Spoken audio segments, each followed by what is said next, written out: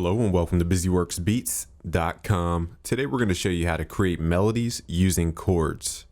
So first we're going to play our chord progression that we created in the video. If you click the video here, it'll take you to our chord video which taught you how to create this chord progression. But now we're going to play the chord progression for those who haven't heard it, and we're going to create a melody to accompany this chord progression.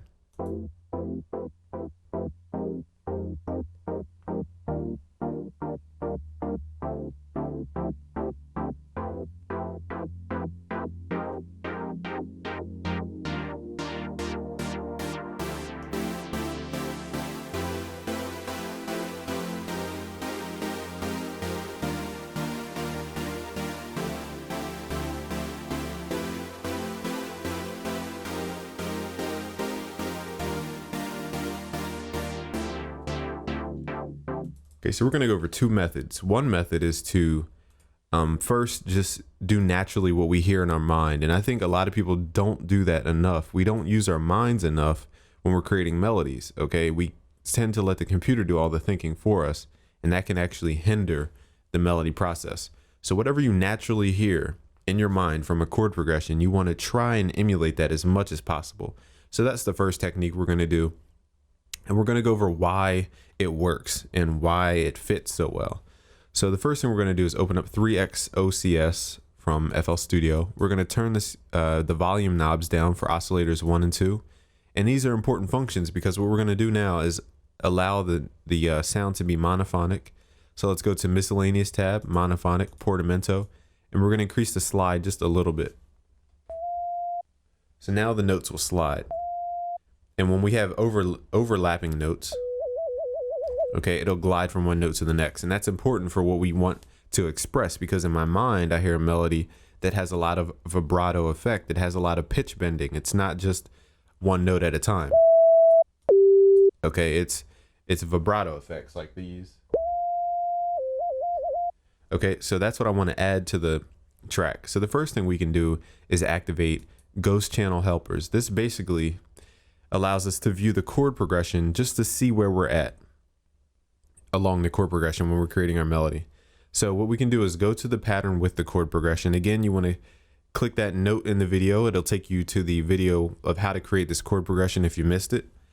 And what we're going to do is right click 3x OSC, open up the piano roll. And if you don't see these grayed out notes, what you want to do is click piano roll options and go to helpers, and then go to ghost channels. It'll activate that gray note in the background. And what those gray notes are, if we X out and we go to our chord progression, you can see these are the active notes in the same pattern. So anytime you have any notes in the piano roll in the same pattern, you will see these grayed out notes in the background, which refer to different instruments. Okay, so when we right click and go to piano roll, we can now see what we programmed as far as chord progression and use that as a guidance system. But we're going to get into that after we just go over what's in our mind. Okay, so the first thing you should do is always try to recreate what's in your mind. And I'm going to show you how to do just that using certain techniques in the FL Studio piano roll, which work if you use FL Studio plugins. Okay, so they have to be image line plugins to do the techniques I'm going to show you inside the piano roll, because third-party plugins don't have the same functionality in the piano roll. So this is all image line stuff, all in the box stock stuff. So let's hear the chord progression again.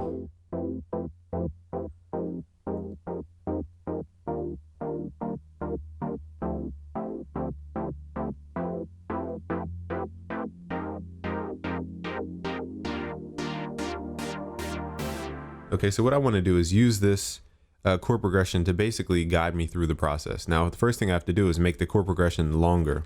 So what I'm going to do is move this further to the right. So this was an extra chord that we had to utilize for purposes you'll see in the video. But anyway, we're going to copy, hit Control A, hit Control C to copy, and hit Control V to paste. And all we're going to do is just move this over. So it's the same thing, but just we have another 4 bars of it. So it's an 8-bar loop. Okay, and now we can write out our melody in the same pattern, okay, with our chord progression. So let's go back to the piano roll in 3x OSC, change our snap to grid to a half step, and let's recreate the melody we hear in our head. So the first thing I hear is a legato slide, which is basically one note to the next. So what I have to create is a note here at E and then a note at F, but they have to overlap in order to activate the slide mode. So these notes aren't overlapping. So to do that, I just left click and make sure they're overlapping a little bit. And actually I want the slide to be a little bit faster, so I'm going to drag that closer. And you can turn on the metronome to help you out. And now I'm going to drag the note out.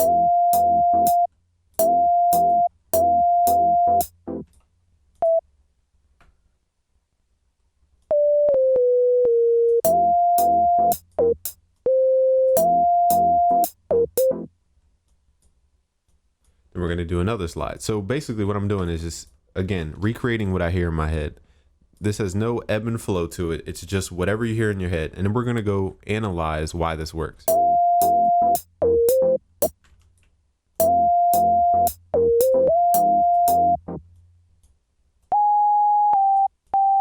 Again, more slides.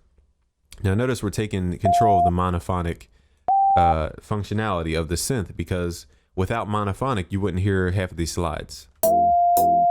So if you're playing this on piano, it won't sound the same. And this is important when you come to sound selection when creating melodies. Excuse me. You can do slides on guitars. You can't do slides on your piano. Okay, so there's certain instruments you use to create certain effects. And also you want to have your timing right, of course.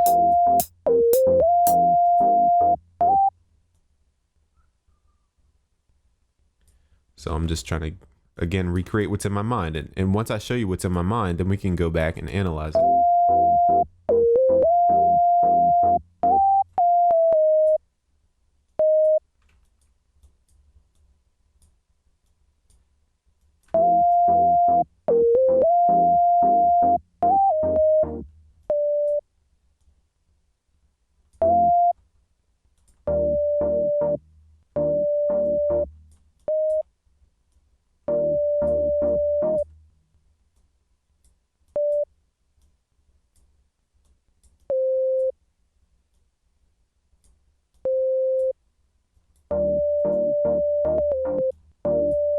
Again, making sure these notes overlap.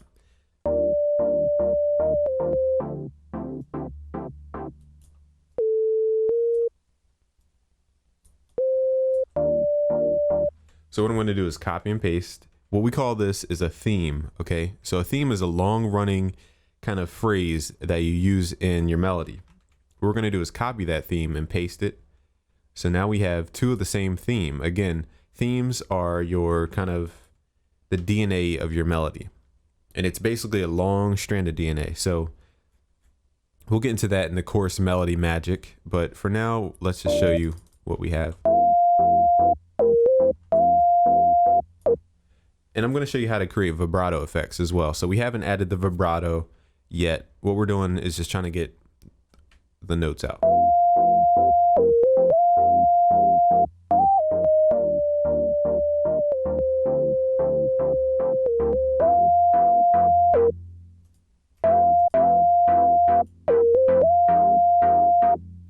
And now I want to go higher. So instead of this G, here's the difference between this this melody theme and this theme. Okay, so themes can be similar in timing and structure, but you want to make sure you have variation so the listener doesn't get bored. And also you want to take them on a journey, just like your chord progression is a journey.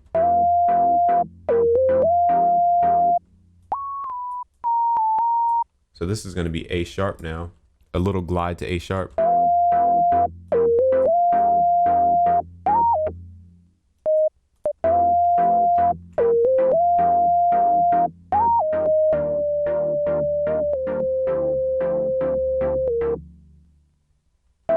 Okay, so now we have the general melody. Okay, so let's break down why this works. So the first reason why it works is that we're using themes. Okay, so a theme is a common melody structure format. And you can see this theme runs 4 bars. So we start here. Here's our theme. Okay, this theme can be copied and pasted. Now, what is a theme? A theme is a system of notes, time, and note lengths, and melody phrases that we'll get into in the course called motifs And basically a theme, you can see here, we didn't change much. We didn't change any of the timing. We didn't change any of the note lengths. All we did was change the note value. And here and there, you can change the note value. What's the difference between the first theme and the second theme? There's 2-note difference. Okay. So themes are not just note based. It's about timing. It's about your rhythm. It's about how you present your melody. In this case, we have a certain rhythm and a certain presentation to our melody. And this is what we call a theme. So right here, we have one theme structure and it's the same. And what you could do to make the listener less bored is make those little variations in notes here and there. So now let's go back and add vibrato, because that's what we missed out on. And that's why this really isn't complete yet.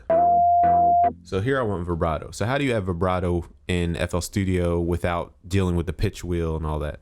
There's a quick way to do it. When you have monophonic synths and you have the portamento slide on, you want to make, all you want to do is just left click, make really small notes about this big, and then you just want to have them really close to the other note. So what pitch bends are, or vibrato, I should say, in this case, are just slight pitch bends from this note F to maybe F sharp or even E.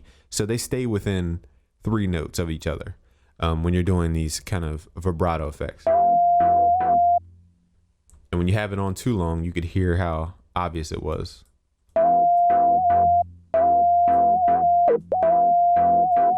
So in my mind, I want to go, wow, I can't even whistle this tune. Like that. So like a flute. So you can't have it too computerized and robotic. This is why I like to show people how to use the pitch wheel on their MIDI keyboard. This is why I recommend MIDI keyboards. But for those who don't have MIDI keyboards, this is why we're doing it all just inside the computer. So it goes. So that's a little too slow or too much of a gap.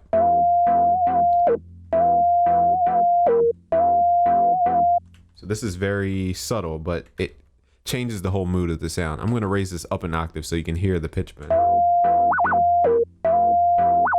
Okay, so that's an obvious pitch bend, but when you have it just one note away, it's subtle, and this is what creates the vibrato effect.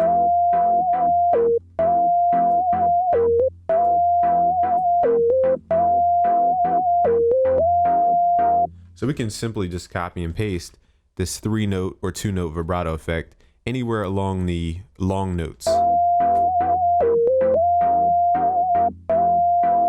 But you want to have it in a spot where it works. So the further back you delay the vibrato, the better, especially in this case.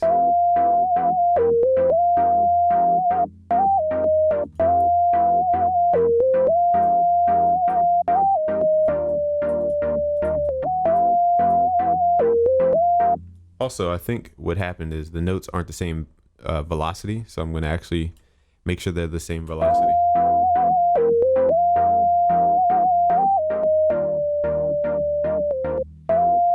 So anywhere I naturally would whistle and add that vibrato effect, I'm going to add that into the piano roll simply by copying those 3 notes and pasting them in those long extended notes. Because when people sing, they don't hold a constant note all the time. When they sing, they naturally want to do excuse me, getting tongue twisted.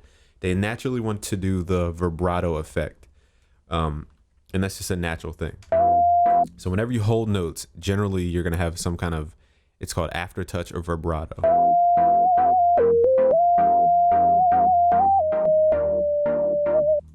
See how that came in a little too late and it was super obvious.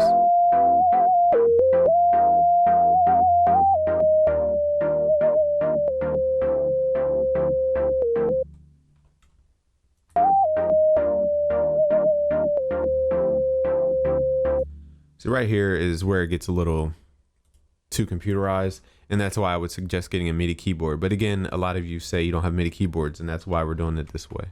So we're, again, on all the long notes, we're just going to copy and paste these 3 notes until we kind of find the spot where the vibrato would naturally sound correct.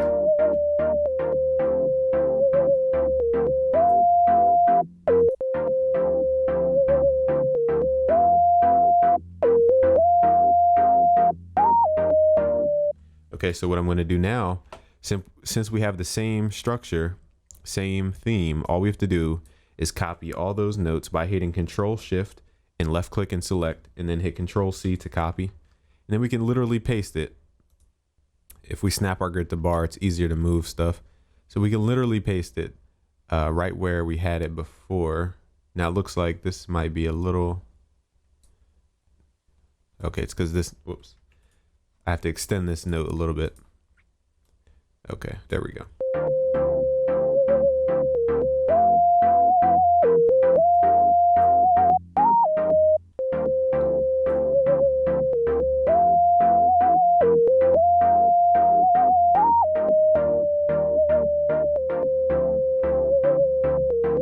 So those are very obvious pitch bends, and to make it a little bit slower and less obvious, you can go to your miscellaneous tab and increase that slide mode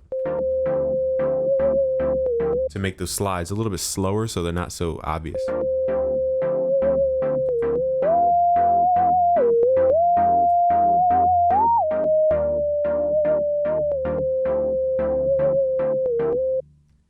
Okay, so now let's look at the chord background. Why do we have ghost notes to help us? The ghost notes are to help us realize what's going on with the melody. We can see here that we start at F, which is not even in the chord at all.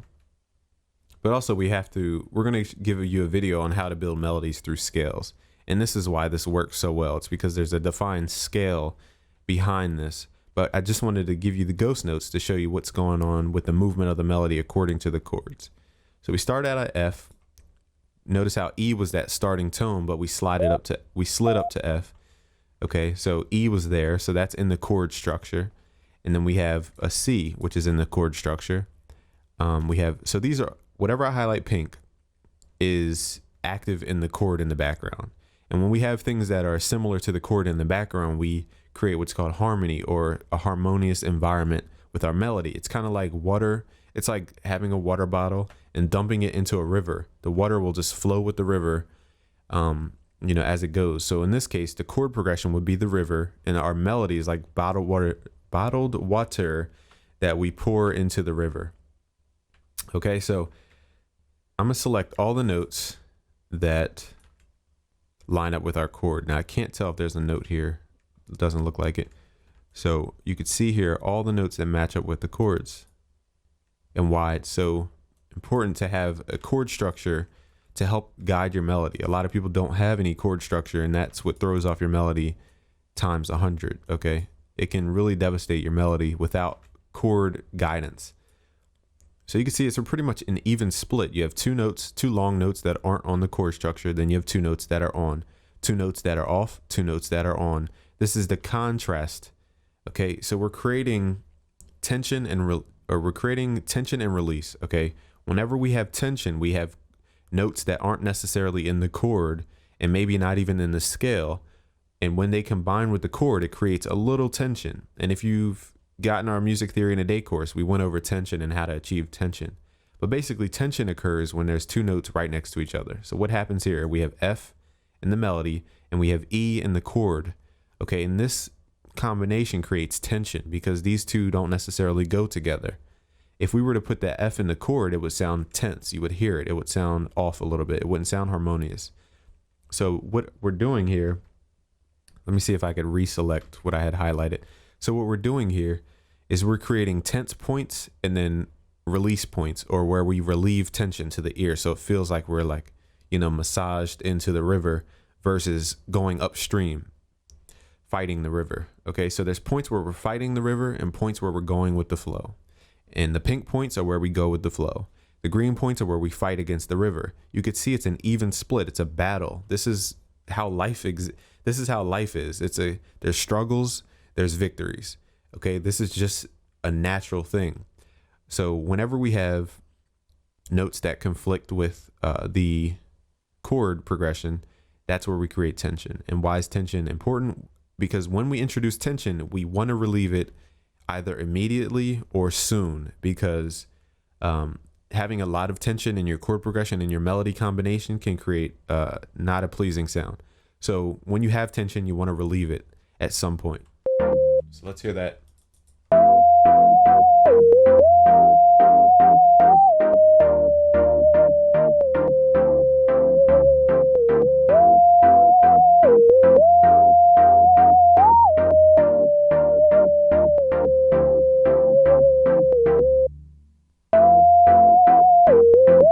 So let's make the sound a little more pleasing to the genre, and let's turn it into a sawtooth. It's a little bright, but let's, where's the volume? Let's turn it down.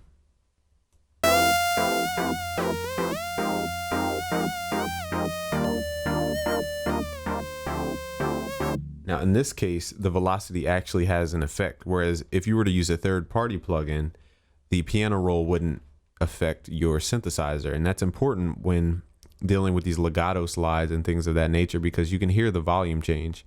And velocity is important in your melody as well.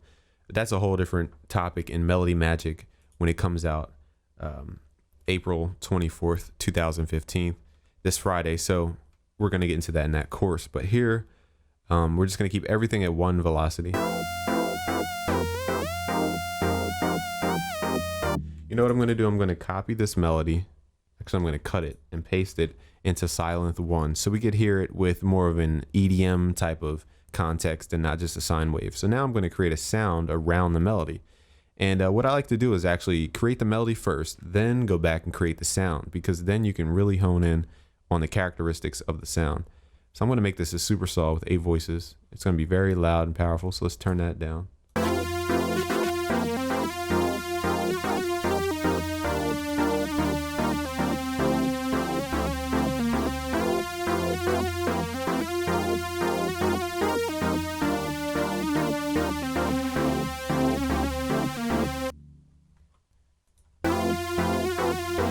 Go to song mode, and also I'm going to brighten this up so it sounds more like a melody.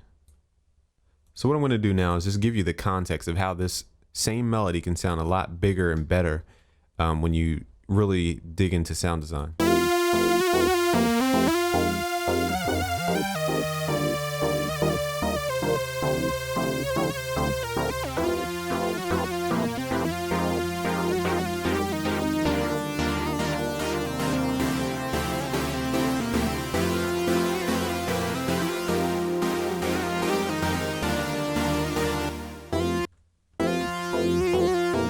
Now notice melodies can go further than this. And in this case, the melody actually screams that it wants a change when the chord progression opens up into a filter. So what happens is, what we're going to do is copy and paste the 2 themes. Remember, a theme is just a long running repetitive thing in our melody. Okay, so in this case, we have 2 themes that last for 4 bars each. So we're going to copy and paste, and we're only going to change a couple notes here and there to create those variations in the melody that we were talking about. So it's a lot of copying and pasting after you're done your initial theme. But once you create the theme, you'll then have more keys to create more. So let's get into the second portion of the chord progression. Now notice in the other video, we show you how to do all this stuff with the cutoff automation. But anyway, this sound opens up into from a low pass filter to an open filter sound, and it creates a whole different tone. And that movement is telling the melody to do more. And the melody, if you continue to do the same thing, it's not going to be pleasing energy wise. So let's get into the melody as far as the transition into the hook area.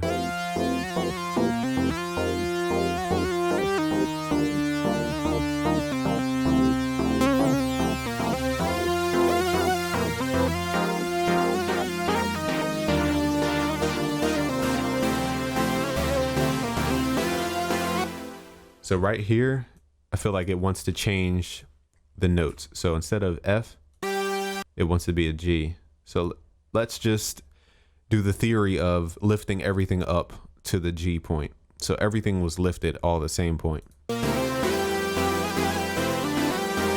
you can hear some notes don't work, and that's because we're going to have to go back and add those variations.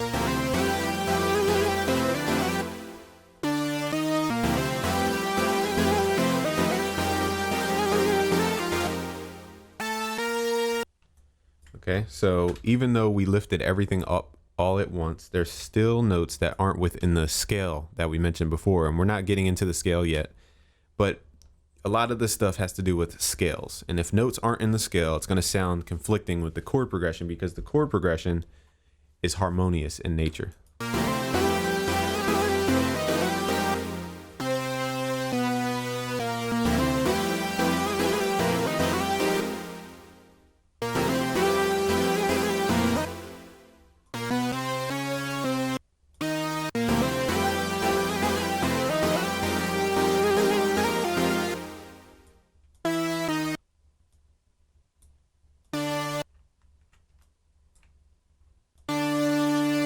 So in this case, I think it's going to match the initial. Let's see. So now here's what, okay. So we're going to go over why this was changed to G and why the rest is probably going to be the same as before. So we can literally grab the rest of the theme, hit shift down until we're at D again.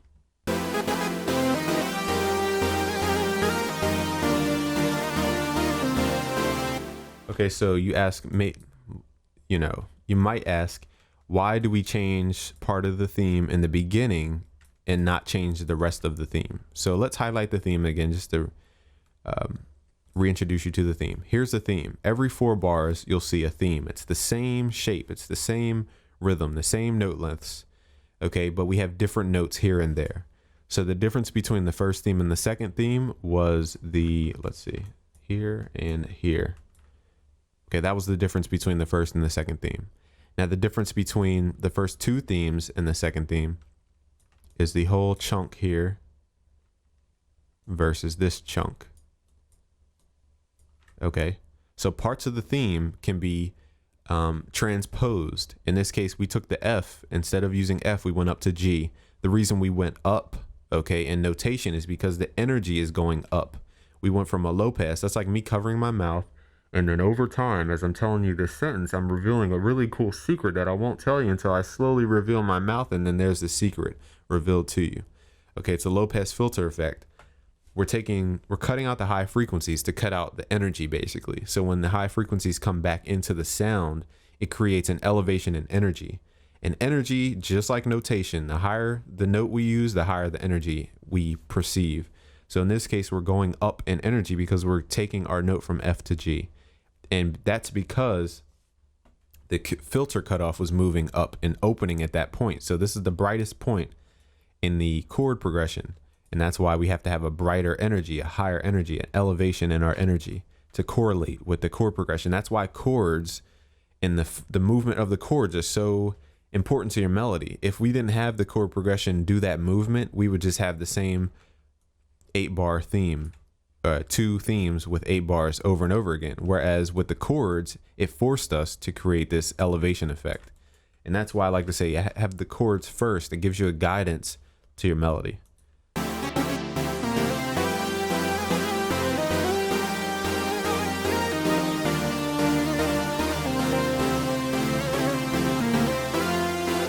Again, right here, it doesn't sound correct.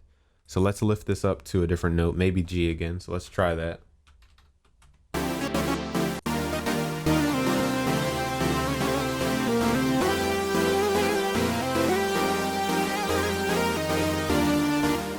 So now you can see how the hook wants a whole different energy, and the whole different energy came from the fact that we opened up those filters.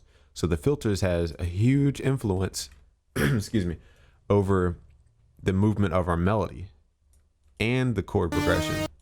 So let's listen to the chords by themselves and how the chords change over time. And then let's listen to how the melody is forced to change over time because the chords changed over time.